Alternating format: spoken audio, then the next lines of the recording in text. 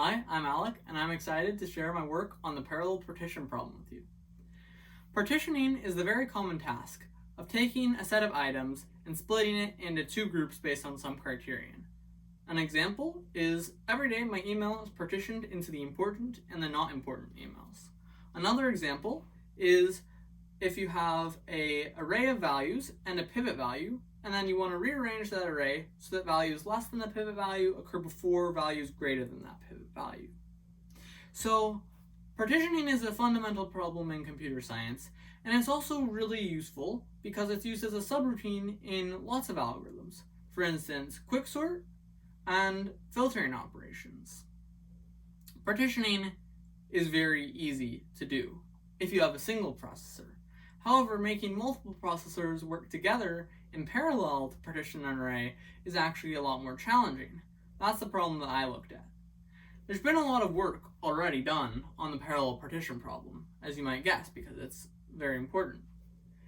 There's a very well-known algorithm for the problem, which we call the standard algorithm. It has theoretically optimal behavior, linear work, and logarithmic span. Unfortunately, it scales poorly in practice. This is due to it having bad cache behavior. Especially harmful is the fact that it's not in place. It actually uses a linear amount of extra memory. There are algorithms that are faster in practice. Some of these use locks and atomic variables. We don't allow these concurrency mechanisms in our model of parallelism. We consider a simpler model of parallelism, a more restricted model, that only has the primitive of a parallel for loop and then can also do spawn and sync calls. This is similar to the programming language Silk. But the point is, these algorithms that use these locks and atomic variables aren't the type of parallel algorithms that we want.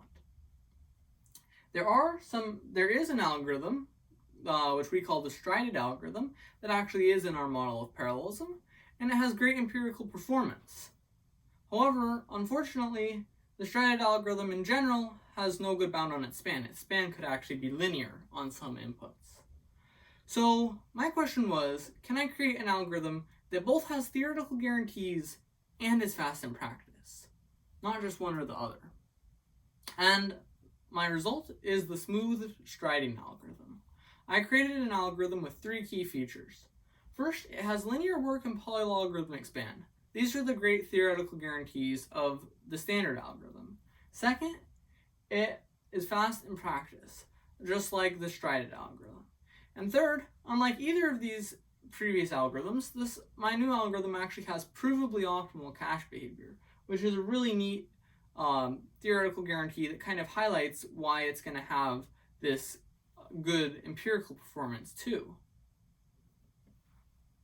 The way that I made the smooth striding algorithm is by a really clever application of randomization inside the strided algorithm and some other cool tricks.